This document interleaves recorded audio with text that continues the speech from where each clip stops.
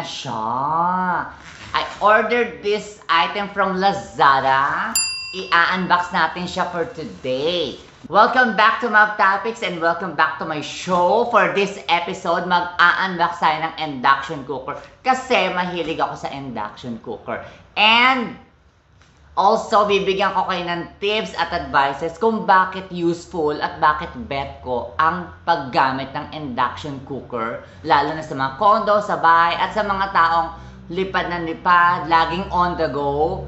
Bakit nyo kailangan ng induction cooker sa bahay? So for now, i-unbox muna natin to. A product from Kyowa. Kyowa is a Japanese brand, by the way. And please don't forget to subscribe to my channel para aware pa kayo sa mga susunod natin mga unboxing at adventures.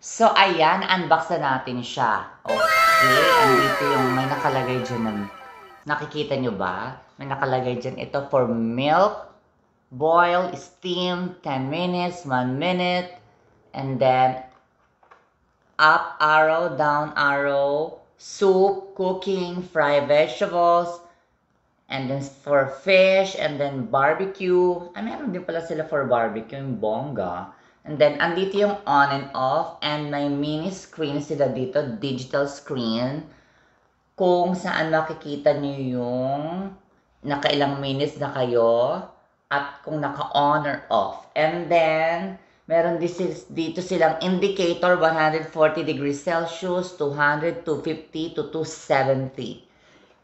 1,400 watts to ha, kapag ginagamit natin. So, anyway, I like it, maganda. At saka ano siya, crystal plate na siya ngayon. Kasi yung mga dati kong mga induction cooker, hindi pa yata crystal plate. Dahil ang tagal ko na gumagamit ng induction cooker. So anyway, Kyowa, it's a very, established brand to from Japan. Japanese brand ang Kyowa. Love na love ko rin ang Kyowa. Kasi, nung araw, nakikita ko lang yun, parang rice dispenser namin.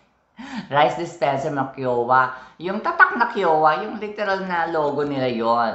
Very good brand yan. And marami sila ngayon, lalo na ngayon, nowadays, marami silang variety ng appliances. Tingnan nyo sa Lazada at saka sa Shopee and then sa Kyowa website nila. Kyowa Philippines. 1988 yan na-establish as far as I know, ha? 1980s pa, 1988. So, matagal na sila at saka matibay. Alam niyo naman pag Japan, matibay. Ganon. I love Japanese products. No? Lalo na electronics, gadget. Mapagkakatiwalaan talaga. Noon pa talagang fan ako ng mga Western and Japanese brands. Bet na bet ko. So, ito yung manual ng induction cooker natin from Kyowa. Its model number is QW-3631, 1,400 watts. And then, ayun, for 220 na siya ha. Pang Philippines siya talaga. Okay. So, nandito lahat ng mga instructions sa mga hindi pa masyadong aware at saka gustong isa-isahin at alamin ang paggamit ng induction cooker ninyo. Please take time to read the manual, okay? para sa mga baguhan gumamit ng induction cooker. Bakit ako mahilig sa induction cooker? First, number one, efficient. Efficient gamitin, ay energy saving pa for me ha, based on my experience. At saka, madaling gamitin. Portable. Ganun, hindi kailangan ng LPG. Unang-una, takot ako sa LPG. Kasi ayoko talaga nag-worry sa mga sumasabog ng mga LPG or may singaw or something. Kasi, even though we have knowledge para sa safety, ako hindi ko talaga nire-recommend yan eh. Kasi digital world naman na tayo. Sa tagal, kung gumagamit ng induction, wala akong complaint ever. I don't have any worry na parang, oh baka sumingaw, baka may singaw, pakicheck, baka ay amoy gas, ganon. Blah blah blah. Wala akong ganon. So syempre ako always on the go pa naman ako and I travel a lot.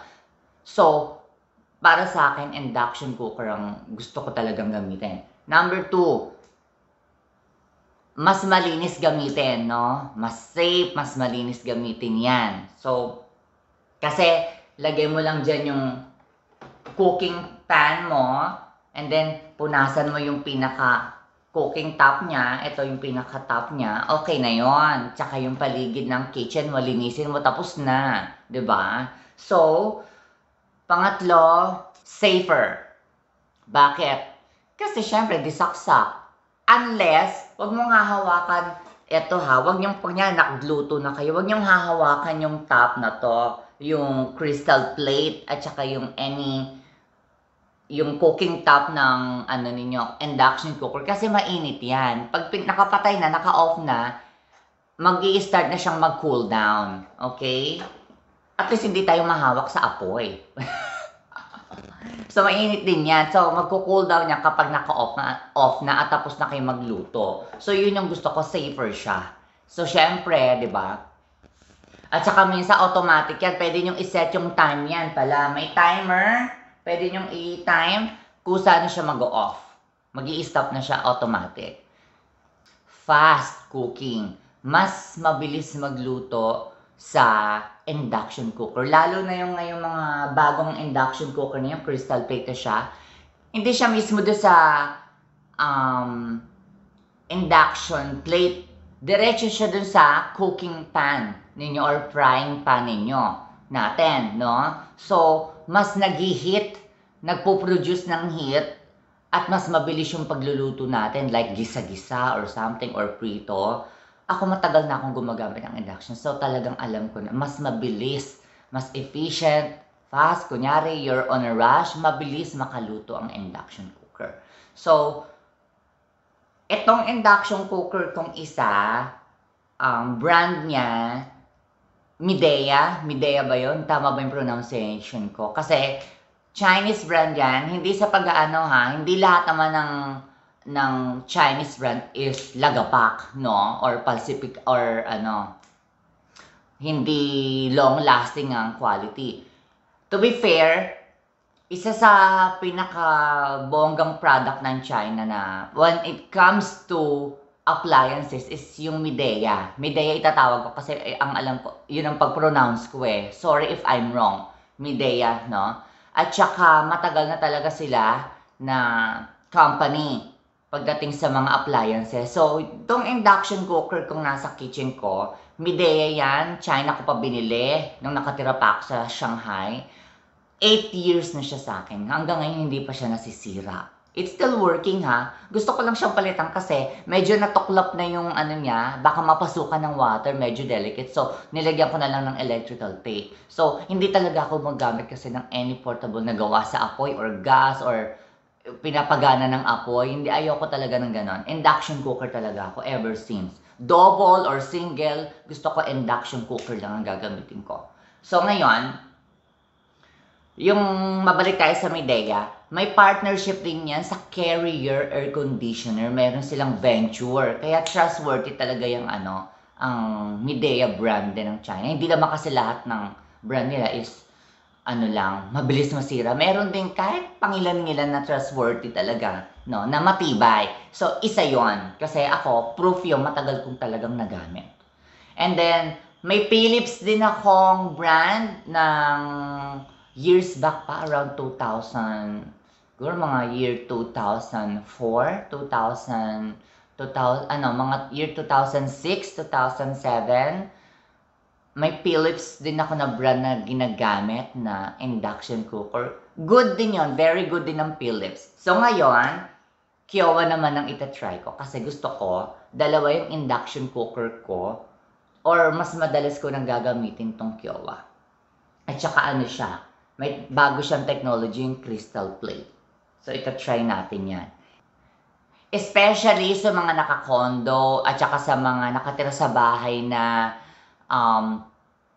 maraming ginagawa, laging on the go as I said, 'di ba? At saka talagang calling yung trabaho. So madali ang cooking at safer, wala nang time para umorder pa namang LPG.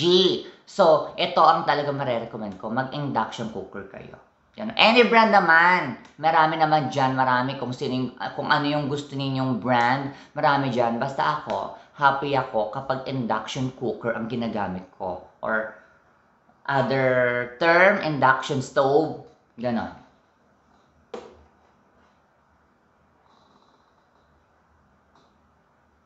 So, yun yung mga tips ko and advice pag gumagamit tayo ng induction cooker. It's faster, it's cleaner, it's safer, it's efficient.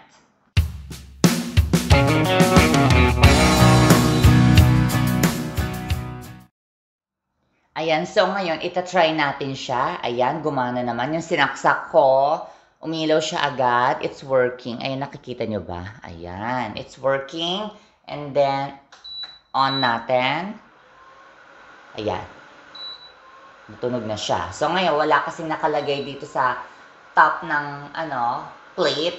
Pwede natin lagay ng cooking or patungan natin. Ayun, it's working. So lagay natin sa boil. Ayan, may water na yan ha.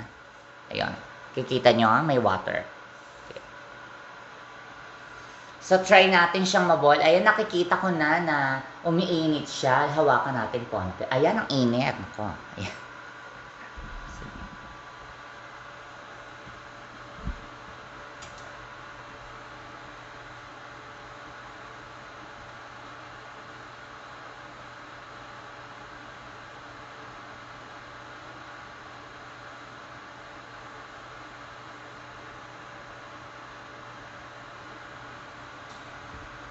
Ayan, kung nakikita nyo, umuusok na siya. Ayan, umuusok siya.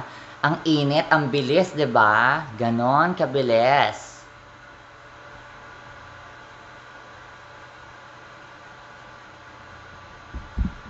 Off na natin. Meron siyang iba-ibang mode dito ng cooking. On muna natin ulit. And then, kung gusto nyo palang palitan or ibaba yung degree Celsius niya, 140, 200, 250, 270, ito ang pipindutin ninyo, yung arrow. Ayan, 140, 200, 250, 270. Merong light indicator. If nakikita ninyo, may naka-light. Okay? And then, if you want to set it for minutes lang, etong pipindutin ninyo yung minutes. Ayan. Yung minutes pala, kunyari gusto nyong baguhin yung minutes, pwede nyong pindutin itong nakalagay na minute. Ayan. 14, 15, 16, 17. Ayan. Ayan. Merong nakalagay hanggang 47 minutes, 57. Okay. Now, i-off na natin. And also, may time pala ang induction cooker na mimili ng mga frying pan at saka yung mga kawali. Hindi ko lang alam ito ha, kung lahat tinatanggap niya ng klase ng frying pan or yung metal or yung pang induction talaga. Kasi meron talagang pang induction cooker lang na frying pan at saka yung mga pangkawali natin. Yung talagang para lang siya sa induction cooker. So, bago kayo bumili ng mga pangkawali or meron na kayong mga kawali, itry ninyo pag bumili kayo ng induction cooker, itry ninyo kung it's working. Okay? Kung magigisa kayo, kasi yung iba mabilis umusok, lalo na yung mga stainless. Okay sila, gumagana sila sa akin, pero pang ano ko lang yon, pang sabaw.